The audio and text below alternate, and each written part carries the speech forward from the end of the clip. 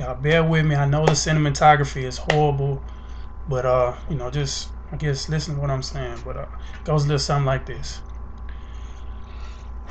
Cultural Christians with tainted visions is the reason for America's descent. But we, as black folks, are also destroying ourselves in this 13.5% of the U.S. population. From our 920,000 brothers that are victims of segregation, from the other 830,000 brothers that fall under the term of incarceration. And in this nation, the problems that we face, and it's not because of poverty, the white man, or the distribution of crack, but it's from that person you call your homie, your dog, and whose face is black. First, let me step back and say that this word is not meant to promote or discredit any specific race, but to stop the exchange of cultural headshots so that we can save face. But I feel like it's my place to discuss this unity. This iniquity since antiquity that has plagued my community. You see, the clans traded bandanas for them sheets. Instead of ropes, they use a piece. And they shoes were their hearts, so their only soul is in these streets. And you see, my belief is that mankind has become pretty pathetic. Showing little concern for your brother, regardless of the color, seems pretty apathetic. But I feel like we just don't get it. We are the reason for our demise. Not because of oppression, our little blessing, but because of our obsession with being unwise. Realize, my people, that every one of us is born ignorant. But you got to work real hard to stay stupid. You see, we all got blues, but we don't have a clue. It's crazy because we feel the only way we sound real is if we cuss. Like our articulation is out of reach and proper diction has lost its touch. And as for much of today's women, their spirits and minds are empty because they just keep on giving.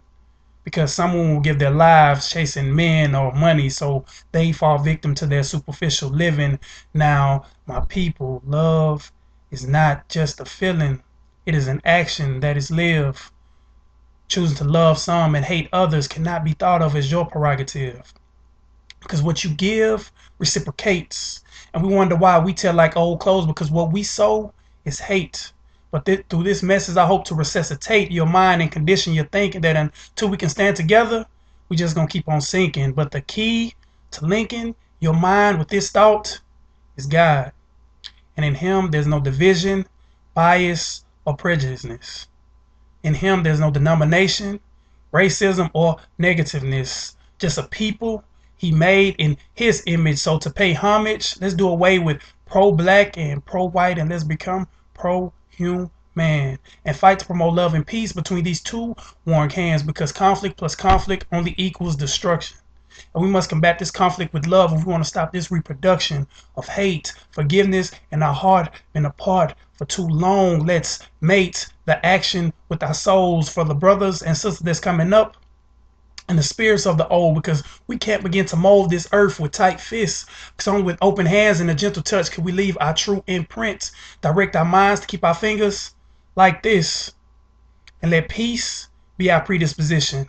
Let our hearts be our guns. Let them be loaded with love as its ammunition. You see, my mission is to tear down wall after wall.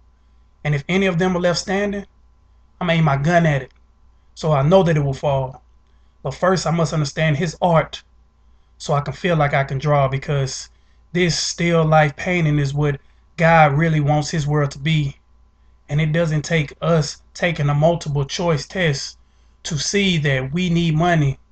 No, we need clothes. No, what we need is unity.